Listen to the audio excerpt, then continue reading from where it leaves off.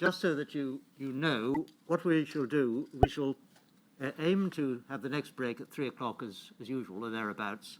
But because the numbers are smaller than they were yesterday, I think perhaps half an hour should be long enough for you to have refreshment. We can come back then. We won't lose any time off the hearing, but then by finishing at, or just after, 4:15. So that if any of you have arrangements for travelling on tonight, you know what time we are likely to finish. Sometime between between 4:15 and 4:30, but probably much nearer 4:15. So the purpose of this next presentation is to look at Professor Bloom in the Cardiff Haemophilia Centre. I'll start that this afternoon, but I don't expect to finish. We will then pick this topic up next Wednesday when the inquiry sits again, complete the presentation on Professor Bloom, start the presentation on the Oxford Haemophilia Centre. If we don't have enough time to finish it, we will complete Oxford the following week, the next day when we don't have a live witness but have a presentation on St Thomas's. So there won't be any compressing of the material. It's just some of it is taking a little longer to map out than when we originally set the timetable. So there's a lot of it. There is. And even this is a selection rather than the entire material. Professor Arthur Bloom was director of the Cardiff Haemophilia Centre from 1966 until 1992. He died in November 1992. And he played a hugely significant part in the events which the inquiry is investigating in 3 key respects. Firstly, and in many respects, of course, most importantly, he was consultant at and director of the Cardiff Centre. And so he was the doctor with ultimate responsibility for the treatment of patients with bleeding disorders at that centre.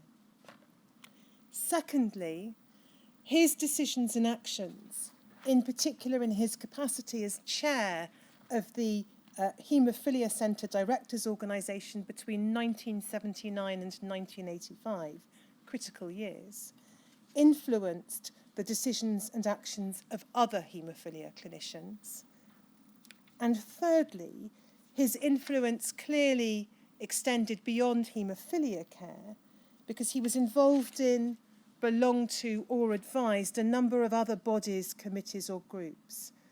And the document suggests he therefore played a particularly influential role in shaping the response at a national level, or in any event in relation to England and Wales, to the arrival of AIDS. To give a flavour of the groups of which he was a member or a participant at some time at least, he joined in 1976 an expert group on the treatment of haemophilia and allied conditions, which was a group advising the Department of Health and Social Security. He was a member of the Haemophilia Society's Medical Advisory Panel from 1979 to 1992. And we'll see in the materials that we look at, he also played a broader role in shaping and advising the Haemophilia Society's response to the AIDS crisis. He was, as I've said, chair of the Haemophilia Centre Directors Organisation between 1979 and 1985. He was not a member of its Hepatitis Working Party, but he did join one key meeting in January 1983. He was on the Haemophilia Centre Directors Organisation's AIDS group from its inception in January 1985 to 1981. He was a member of the CBLA, the Central Blood Laboratories Authority, from 1982 to 1984 or 5. And it would seem he was on its Research and Development Committee in Blood Transfusion, or played some part in that committee between 1982 and 1985. He was part of the MRC Working Party on AIDS between August 1983 and 1987, and he was a member of EGA, the Expert Advisory Group on AIDS advising the department, between January 1985 and 1987. He was also on the Working Party on AIDS of the British Society of Haematologists from October 1983, and between 1987 and 1988, it may be other years as well, he was president of the British Society of Haematologists. He played a part on the AIDS Medical Advisory Committee to the World Haemophilia AIDS Centre, which seems to have been partly under the auspices of the World Federation on Haemophilia, at least in 1984 and 1985. He was on the NBTS, National Blood Transfusion Service Advisory Committee Working Group on AIDS from November 1984.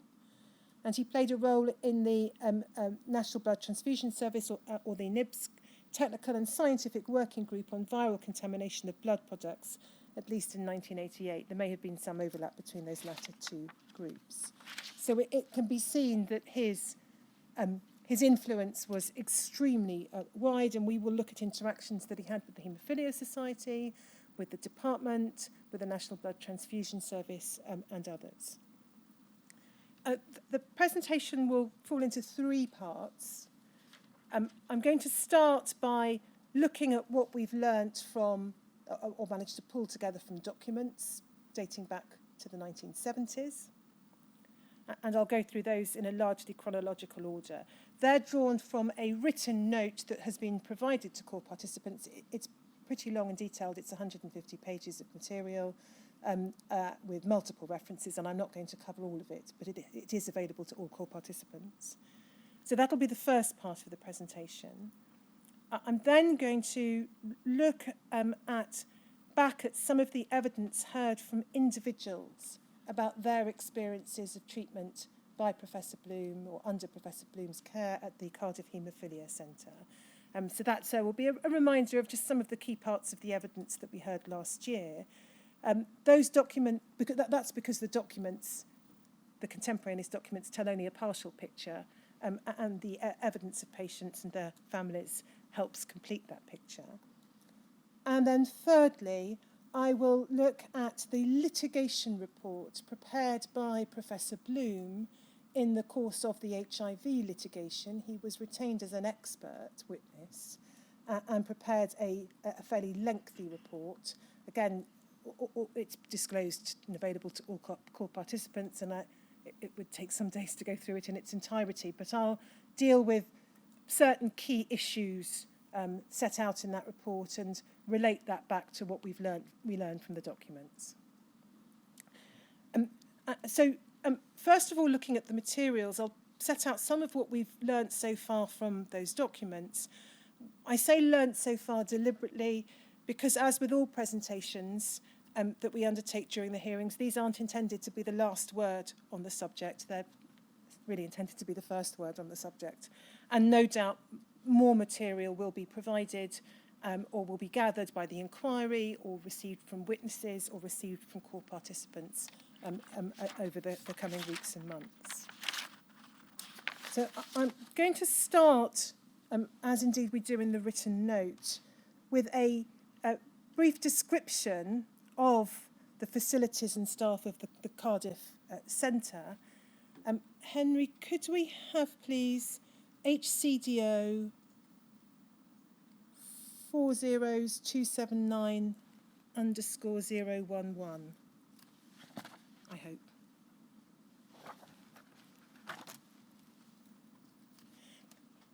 Thanks. So this is the Haemophilia Society's publication, the Bulletin from 1990.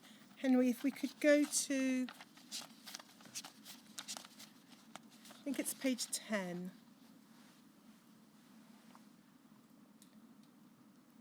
We have an article there headed the Cardiff Haemophilia Centre. This is an article authored by Professor Bloom in 1990, but it gives a little flavour of what the facilities and staffing may have been like in earlier years.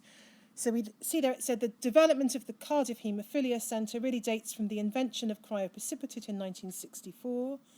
11 patients were seen in 1963 at the Cardiff Royal Infirmary, where treatment was then undertaken under the direction of the late Professor Harold Scarborough. At that time, the life expectancy of a person with severe haemophilia was 23 years. We moved to the University Hospital of Wales in 1971, and the number of treatments rose to over 1,000 in 1979. At first day patient treatment was undertaken from the haematology or children's wards, but with the development of freeze-dried concentrates and home treatment, this system became inadequate, and a room adjacent to the coagulation laboratories was adapted as a treatment room. A haemophilia sister was appointed in 1977 to supervise and coordinate treatment. And then we're told later on that in 1987, the space problem was partly solved by expansion of the clinical facility to a suite of 3 rooms and a secure laboratory. On the next page, we see a description of a number of the staff. I won't go through the details of it, but we're told that the nursing staff. At the point in time at which this article was written, which was 1990, we're told that at present there are about 50 patients on home therapy. And Professor Bloom says most are severely affected or require frequent treatment during the year. We like to start this therapy at an early age as soon as a child is cooperative, venipuncture access is good, parents feel able to cope, and home circumstances are satisfactory. And then there's reference to social work and other staff, and I'll come back to that in a moment. And then in terms of research, we're told that the research group within the Cardiff Haemophilia Centre has been in existence for over 20 years. During the 1970s, procedures were developed in order to examine clotting factors in tissues and in blood. Special assays were developed. Detailed studies on the genetic defects started in 1982, and a series of genetic defects within factor 8 and 9 and von Willebrand factor genes have been detected and studied in detail. That's a brief outline of the physical and facilities. In terms of staffing, we do have a handful of statements, witness statements, that the inquiry has obtained from nursing or social work staff who worked at the centre. I'll explain what we have. I'm not going to go to any of them, but again, this is material that's available to core participants and indeed will be no doubt more widely available in due course. We have a statement from Jennifer Jones, who was a nursing sister, 1972 to 1977, and then again from 1981 to 2003. We have a statement from Christine Loran, who was a nurse at the centre from 1992 to 1995, and then more recently when it was under the direction of Professor Collins. We have a statement from a nurse, Kerry Thomas, who worked on the Central Children's Ward but had some dealings with the treatment of children with bleeding disorders between 1980 and 1982. And we have a statement from Mary Dykes, who was a social worker who worked at the centre in the 1970s from 1974 to 1977 and in the period 1987 to 1992. And those are all materials, as I say, that core participants will be able to consider. We also have a statement from the current director of the Cardiff Haemophilia Centre, Professor Peter Collins, who took over in 1996, and it may be that the inquiry hears all evidence from Professor Collins in due course. But obviously he can't throw much of a light on the years when the centre was under Professor Bloom's direction. We don't have a complete set, currently at least, of the annual returns submitted by the centre to give us data for every year of the number of patients and the types of treatment. But we do have 2 snapshots that we can look at. We'll look first at a set of returns from 1976.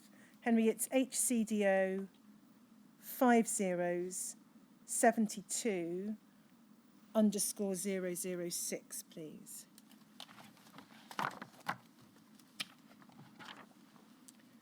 We can see from this it's the annual return for 1976. So these were the returns that were submitted to the Oxford Haemophilia Centre, and we'll hear a little more about that process when we look at Oxford next week. Centre Cardiff, Director Professor A.L. Bloom. And so we see the number of haemophilic patients treated during the year, 57. Number with factor 8 antibodies, 6. Number of Christmas disease patients treated during the year, 15. Number with antibodies, 0. And then if we go down the page, we can get a sense of the different treatments as at 1976. So we see there cryoprecipitate as the type of material used. The number of factor 8 units is 909,020. So it seems at that stage to have been still the main treatment, cryoprecipitate. We then see, in terms of the volume of NHS factor 8, 23,750. And then we see smaller amounts of prophylate, factor VIII, and CoA8. In terms of haemophil, we see a larger amount, 101,160 units. And in terms of cryobilin, a larger amount, 319,795. If we go on to the next page, please, we can see there in terms of carriers of haemophilia, we have one carrier identified as being treated with cryoprecipitate. We can skip over the next page, Henry, and go on to the fourth page. Here we have the annual return in relation to patients with von Willebrand's disease. We're told that there's 12 patients treated during the year, and we can see there that the bulk of the treatment as at 1976 was with cryoprecipitate, with a smaller amount of NHS factor VIII concentrate. And I think that's all we have from 1976. We can then move forward a decade to 1986.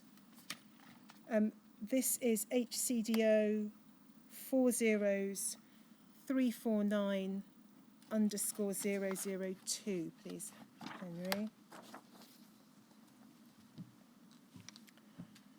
So here we have the annual returns for 1986 of materials used to treat haemophilia A patients, carriers of haemophilia A and von Willebrand's disease patients.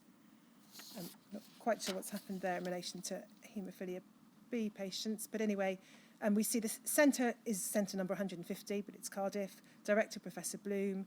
Total number of haemophilia A patients treated in 1986, 71. Total number of carriers of haemophilia A treated in 1986, 3. Total number of von Willebrand's disease patients treated in 1986, 15. And then if we look at the types of material used, we can see, and I won't go through all of the figures, but much, much smaller amounts of cryoprecipitate now in use, except for von Willebrand's disease patients. NHS factor VIII is used both for hospital and home treatment in the figures we see there set out. But then the treatment which appears to be most used in hospital and to a roughly equivalent level for home treatment is the alpha factor VIII prophylate. If we go to the fourth page, please, Henry. We also have figures here for materials used to treat patients with haemophilia B. Total number of haemophilia B patients treated in 1986, 21. And then if we look at the material used, we can see it's predominantly NHS factor IX concentrates, both for hospital and home treatment, but also some usage of alpha commercial factor IX, and a very limited amount of usage of fresh frozen plasma. So that's a snapshot, both in terms of numbers and in terms of the materials used. We need to then piece together from other documents how the treatment practices and the use and the materials used changed over the years. You'll see that in terms of the number of patients, in some respects, it's a relatively small centre for the reference centres. There are centres with much larger numbers of patients. But Professor Bloom's influence, nonetheless, for as I've already outlined, really was very extensive indeed in the world of haemophilia care. So I'm going to look now at some of the materials we have, first of all, from the first half of the 1970s, so from the period 1970 to 1975. Henry, could we have, please, on screen DHSC 013019_042.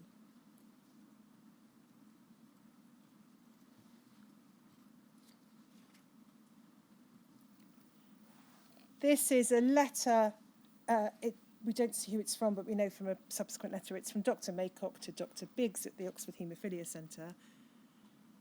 But it's providing information about cases of serum hepatitis as at the 22nd of April 1970. And we can see there it gives details of 5 individuals treated in the late 1960s who developed serum hepatitis at Cardiff. If we then, please, Henry, have HCDO 301014, please.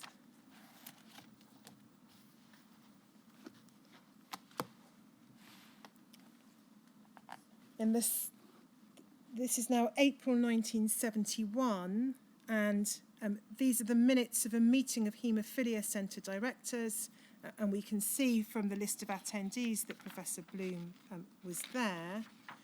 If we go to the second page, please, we can see that the issue of incidence of jaundice was, and we see this from pretty much every meeting of Haemophilia Centre directors over the years, a topic of discussion at the directors' regular meetings. So under agenda item 3, we're told Dr. Biggs gave a summary of the report on the incidence of jaundice. And then we see the action is, amongst other things, to ask directors to give figures about Australia antigen and antibody testing to send her these results. So that would be what we would now call hepatitis B. And then we can see the top of the next page. These are records that each director, each centre, so including Cardiff, are agreeing they will maintain and send to Oxford each year. Detailed records of material given to patients who develop jaundice. The full list of names of patients treated, so their names are being shared with Oxford. And the total amount of material used in a year in terms of the number of donor units. And then we can see under the heading Hepatitis and Australia antigen, there's a discussion about the incidence of Australia antigen and antibody in the haemophilic population and the precautions which should be taken to prevent the spread of infection in the wards and among laboratory staff. It's recorded that donor blood will in due course be screened for that. And then if we go on, please, Henry, to, should be page 7. There is then a brief discussion about the availability of factor VIII concentrates, bottom half of the page. And we'll see this again as a theme in Haemophilia Centre directors' meetings. There was discussion about the presentation of cryoprecipitate to single donor packs. This presentation was not convenient. In general, it was felt that some steps ought to be made to provide the cryoprecipitate in a pooled form. It was agreed that although the supply had improved in the last 2 years, there was still a shortage of material. So identification there. As a general observation, shortage of cryoprecipitate. And then if we go on to page 11, we see under the heading prophylactic therapy and home treatment, there's a discussion, and we can't tell from this any particular contribution of Professor Bloom, but we're told the directors described their experience in prophylaxis, home treatment and self-administration of factors 8 and 9 by patients. It was generally felt that the regular administration of factor VIII to severely affected Christmas disease patients was beneficial, so it appears to be a favourable view of prophylactic therapy in relation to factor 9. And then it says for the classic haemophiliac, factor VIII deficient patient, such treatment was more difficult, more frequent treatment could be necessary, the supply of material was not adequate, a number of centres were treating a limited number of patients in this way. It was felt that a controlled trial might be helpful if agreed the trial could be of regular weekly treatment for 6 months and on-demand treatment for 6 months. So an early discussion there in 1971 of prophylactic therapy. We'll see as we go through the documents the extent to which we've been able to discern the usage of home therapy and prophylactic therapy at Cardiff. If we then, please, Henry, have DHSC 013026_118.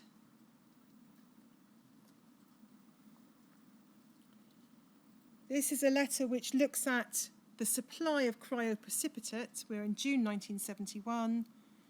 It's a letter from the director of the Welsh Regional Transfusion Centre to Dr. Maycock at the Lister Institute. It refers to the ever-increasing demands for cryoprecipitate for haemophilia treatment at the Cardiff, at the CRI, so Cardiff Royal Infirmary, where all haemophiliacs in the region are treated. I was obliged to point out that we were producing proportionately more cryoprecipitate than most other regions, and asked why the haemophiliacs should need so much more cryoprecipitate here than in other regions. I think my notice had some good effect, at any rate making the CRI unit realise they're getting their fair share. I've had to write to tell Professor Jacobs and Dr. Bloom that if they want even more cryoprecipitate, it can only be done if they send a technician to assist in cryoprocessing, done 1 or 2 evenings a week. We can easily get the donors, but handling the blood here is too much for our small staff. And then there's a suggestion in the next paragraph that Dr. Maycock should perhaps put this issue down for discussion at the next directors' meeting. And Dr. Drummond says this: the object of the analysis is to show the wide variation in practice by the clinicians. And then we see the bottom of the page, the issue of virus hepatitis flagged up, and an issue of Australia antigen testing of blood donors. Picking it up on the last word of the page and then to the next, clinicians are increasingly demanding blood tested for Australia antigen, and there is concern expressed about the ability of the Cardiff Transfusion Centre to cope with that demand. If we move then, please, to WITN 2554013.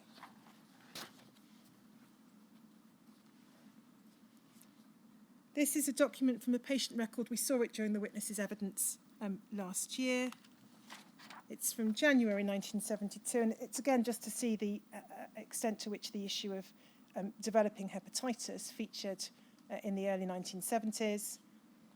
And this patient with Christmas disease has, during the last 6 months, received treatment with factor IX concentrate for various bleeds. The concentrate is prepared at Oxford. I understand that one of the donors of blood from which the concentrate is prepared has since developed jaundice, which could be due to infected hepatitis.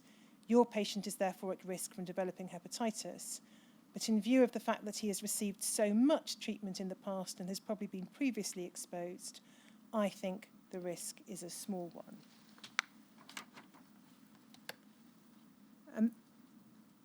We'll then move on, please, Henry, to HCDO 0001015.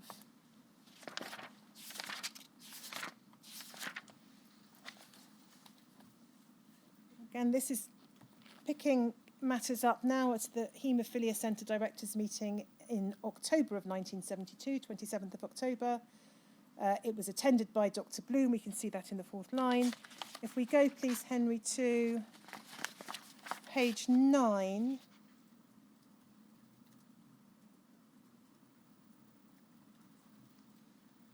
We can see also that there was an earlier discussion about home treatment, and here we pick up the issue halfway down the page of supplies of therapeutic material. And if we look at the last 3 lines, this is Dr. Biggs probably speaking at this point, but it's not clear from the minutes. The desirability of increasing home treatment and the availability of good commercial material make the question of increased British supply very urgent. We go over the page. The cost of preparing concentrate was discussed. It was emphasised that material made by the NHS was unlikely to be more expensive than the present commercial material. There's then a discussion about units initiated by Dr. Maycock. And then it says this: 2 main topics were discussed. One concerned the purchase of commercially available factor VIII preparations, and the other was the more long-term problem of increasing the supply of a good quality soluble British product. Many directors were pressing for permission to purchase the good commercial products manufactured overseas. So again, we can't discern from the minutes whether those many directors specifically included Dr. Bloom, but we can see that the general mood as at the autumn of 1972 is Haemophilia Centre directors asking effectively to be able to use commercial material and identifying an insufficient amount of NHS concentrate. If we then please, Henry, have CBLA 5098.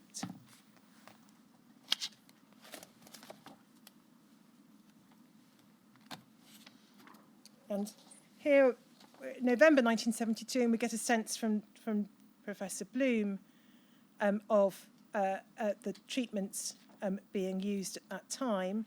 It's his letter to Dr. Maycock, and he says this, picking it up in the second line. You may have noticed we've not used much freeze-dried concentrate of AHF recently. This is not because we were ever unhappy with it, but is mainly because the supply of cryoprecipitate produced locally is quite good. And then, skipping down a few lines, he says, I note that you are changing over to a high-potency preparation. I would imagine this would be easier to give by simple injection. For this reason, on completing the form, I've now assumed we would optimally like to use freeze-dried concentrate if available. So the suggestion there appears to be the predominant usage at that time cryoprecipitate, and that's no doubt reflected in the 1976 return we looked at, but a preference to start being able to use freeze-dried concentrate. That obviously in relation to the letter to Dr. Maycock would be Elstree produce. It is perhaps instructive just to look at Dr. Maycock's brief reply, which is at CBLA 306294.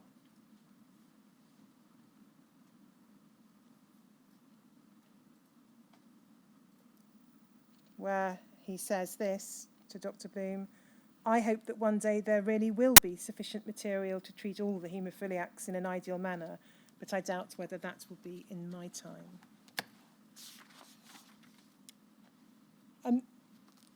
Henry, could we then have, please, HCDO 301016? We've moved forward now to January 1974. And again, we see what we can pick up from the minutes of this is a joint meeting of directors of haemophilia centres and blood transfusion directors, 31st of January 1974. We see Dr. Bloom was in attendance, and we can see he's a faithful attendee of pretty much all of these meetings. If we go to page 5, please, Henry. Picking it up in the last paragraph, and again, this is in a discussion about supply and self-sufficiency.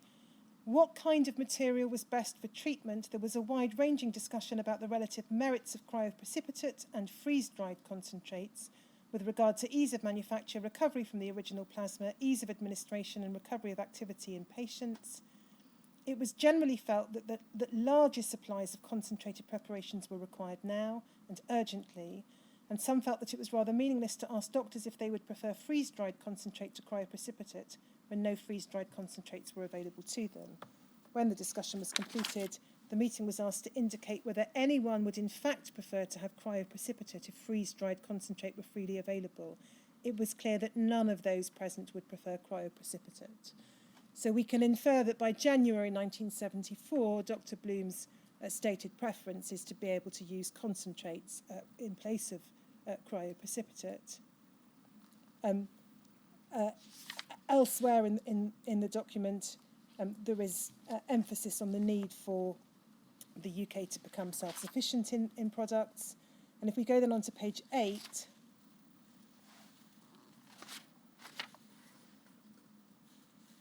there's then a discussion about home therapy.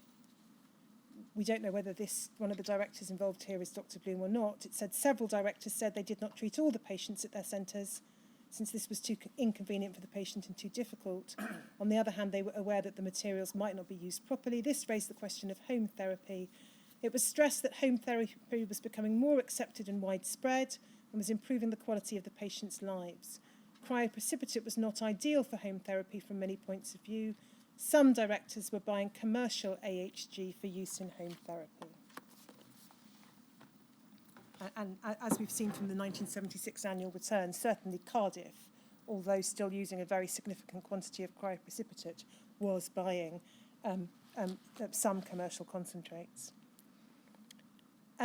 Could we then please have WIQ TN 0047002.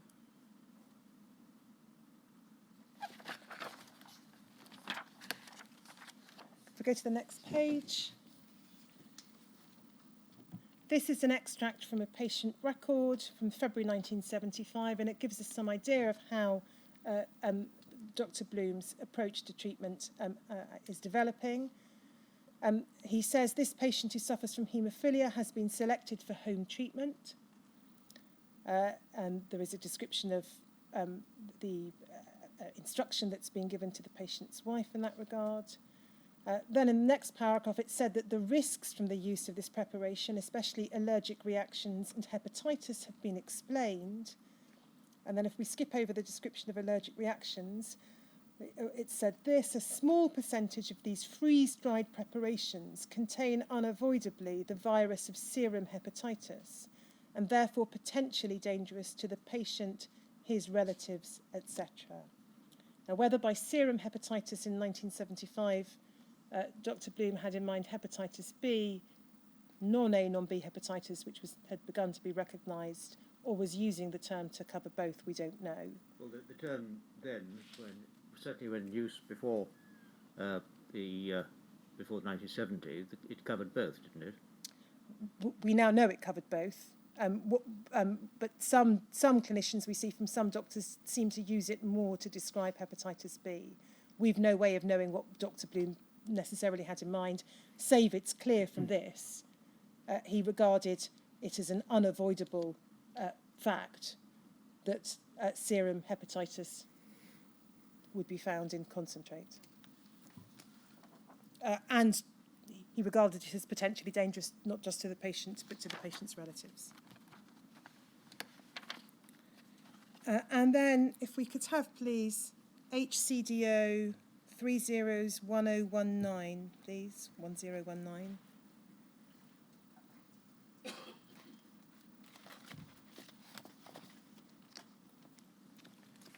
Let's find my copy of it, which I can't.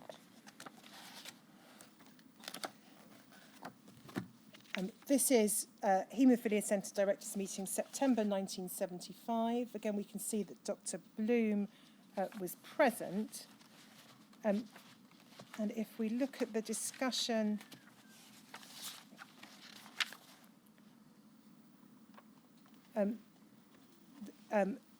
on progress towards self-sufficiency. Sorry, Henry, I haven't noted down the page number. If we just scroll down, I'll hopefully find it. Next page. Next page. So just pausing there, we'll see there again, as we see it's essentially at all these meetings, discussion of the incidence of jaundice in haemophiliac patients. If we go to the next page, please, Henry. Next page. And there's a hepatitis survey being established there. The next page, please. Next page.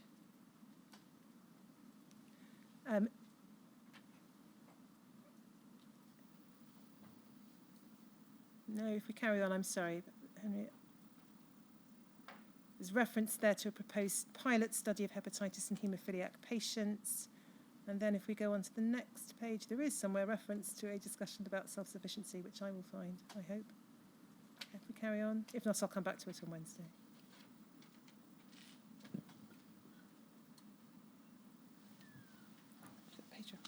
Page 12, thank you.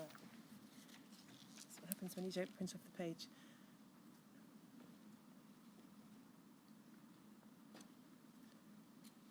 So if we pick it up towards the bottom of the page, thank you, supplier factors 8 and 9. Dr. Makeup said an expert group had met at the DHSS on the 20th of March 1973. That's the group that we considered briefly with Lord Owen during his evidence on Tuesday, and we'll look at again when we look at the Oxford Haemophilia Centre. If we go to the next page, please. If we scroll down, there should be a reference to Dr. Waiter from the DHSS.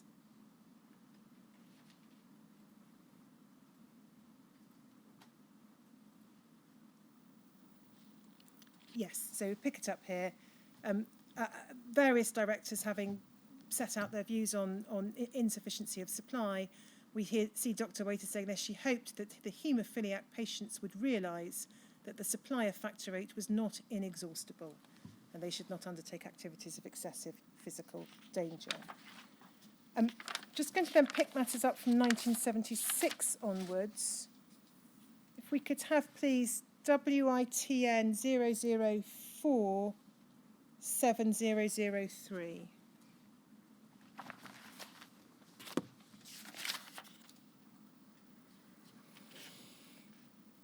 Again, this is an extract from a patient record, and it's just to try and, again, give insight into Dr. Bloom.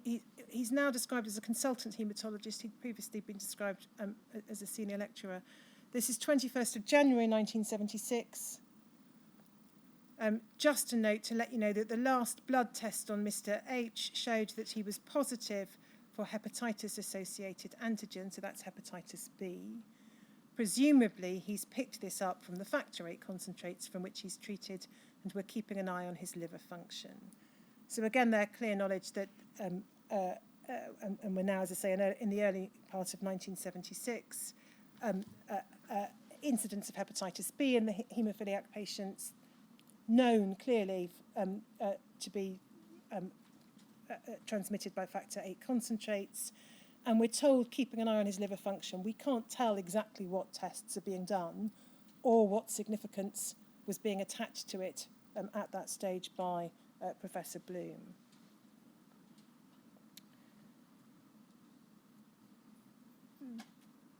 In 1976, Professor Bloom was invited to join the reconvened expert group on haemophilia.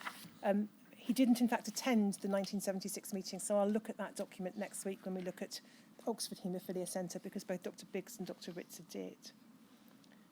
If we then go, please, to CBLA 40473.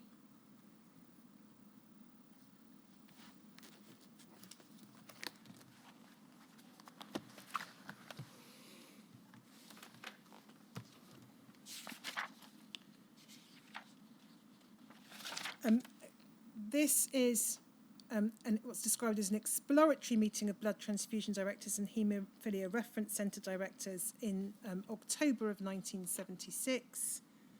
And we can see from the agenda that the issue of self-sufficiency is high on the agenda. If we go to the second page, please, Henry. We can see from the list of attendees that Dr. Bloom is there. We're told in paragraph 3 it's supposed to be an informal meeting. Only haemophilia reference centre directors and the blood transfusion directors related to the reference centres, along with fractionation experts, have been invited. Representatives from the DHSS, Welsh Office, Northern Ireland Health Authority and Scottish Home and Health Department had not been invited at this stage. And then we can see under the heading, reason for calling the meeting, we can, picking it up 3 lines down, the reference centre directors, so that will include Dr. Bloom, believe that the haemophilia centre directors in toto are able to offer much assistance in expediting the adequate production of factor VIII concentrate in the UK by blood transfusion centres, e.g. by outlining the amount of cryoprecipitate needed or not needed, and by purchasing factor VIII concentrate from abroad for a set period of time to allow increased plasma availability for fractionation. The view of haemophilia centre reference directors is that there shouldn't be no need to import expensive factor VIII concentrate from abroad.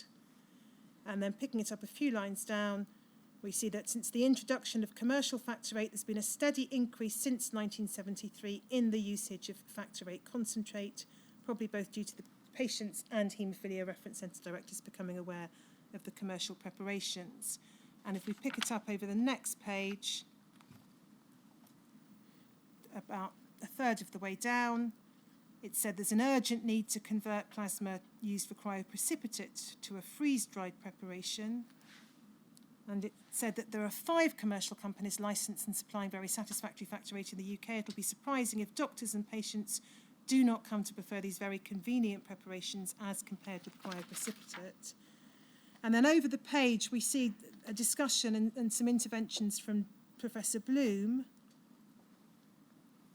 So about 3/4 of the way down, Professor Bloom is recorded as saying, we use cryoprecipitate for ordinary bleeds, e.g. into joints, but we need for treatment of inhibitors and home treatment freeze-dried material, so concentrates for home treatment. Top of the next page, he's recorded as saying that NHS material compared very well with commercial products. And then if we look towards the bottom of that page, the question is asked, what's the target for how much freeze-dried and how much cryoprecipitate? And Professor Bloom's answer is 100% freeze-dried. So that presumably is his target or aim as at 1976 to move to entire usage of concentrates in place of cryoprecipitate. If we then just look in 1977 at documents which explore again the issue of jaundice, HCDO 5072_005.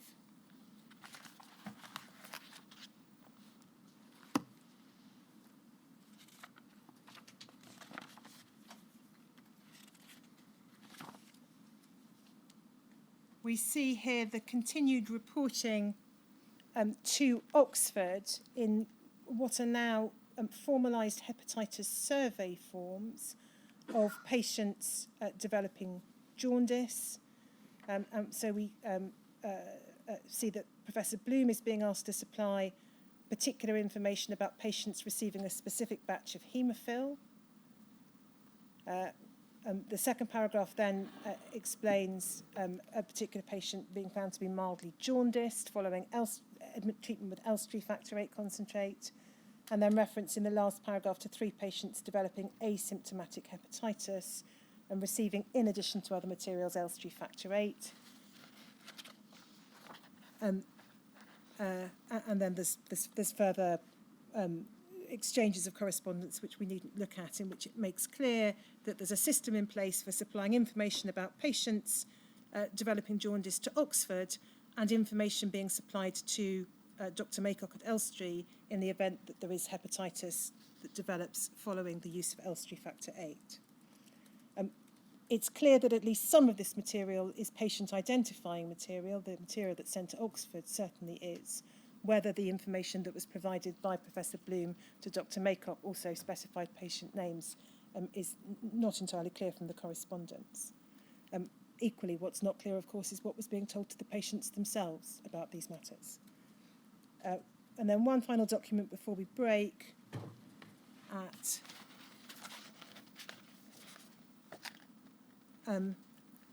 just a short series of documents, I think, very quickly. We see some interactions between Professor Bloom and pharmaceutical companies in the late 70s, and we can just get a flavour of them from a couple of documents. IPSN 40334_018, please.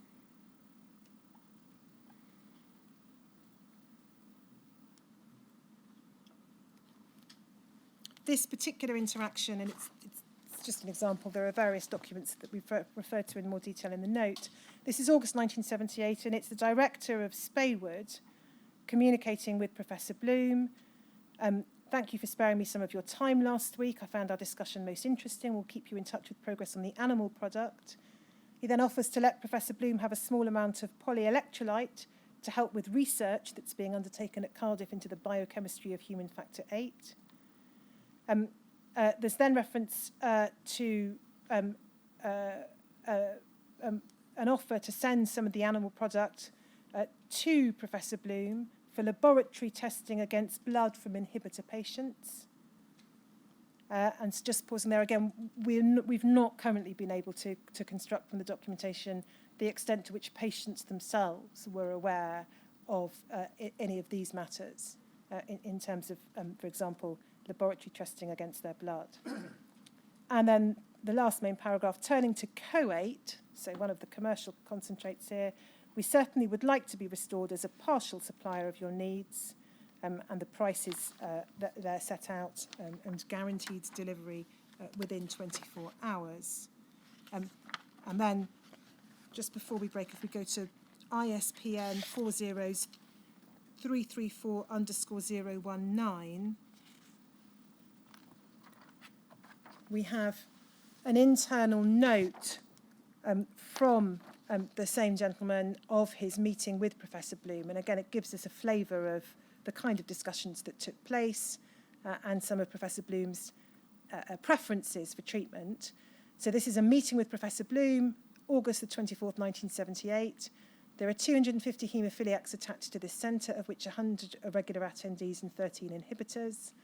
Until recently, human factor VIII purchases have been split three ways: Haemophil, factor VIII and Elstree, so 2 commercial products and 1 NHS product. They've now stopped using ARMA following the hepatitis problem. Then it said Bloom used to favour Immuno, but as this is now 16p, he never buys. And then if we skip down a paragraph, I offered COATE at 10p for 50,000 unit lots, and I'm reasonably confident we'll get some of the business. Bloom always likes to keep 2 suppliers, but is reluctant to make frequent changes. Bloom is obviously not an animal lover, though he's interested in our work. He's prepared to look at the new material when available. And then there's a suggestion of providing him with clinical evidence as soon as possible. Bloom would like some PE to help with a new research product of his looking at the biochemistry of human factor VIII. He's a research worker starting in January 79 to work full-time on this subject. And then over the page, so it said PPF was at one time rationed in his area, but it's now issued on a first-come, first-served basis. There is never enough available, partly because the health service does not produce sufficient, partly because of the high price. Bloom felt there was a place for commercial material. If it could be produced more cheaply, we should obviously investigate. So we get there from that source some idea of what was understood by pharmaceutical companies, at least, to be Professor Bloom's approach to the use of commercial concentrates. And we see there obviously appears to be a particular concern about their cost. That, I think, takes us to just after 3 o'clock and time to break. Time then to break until 3:30.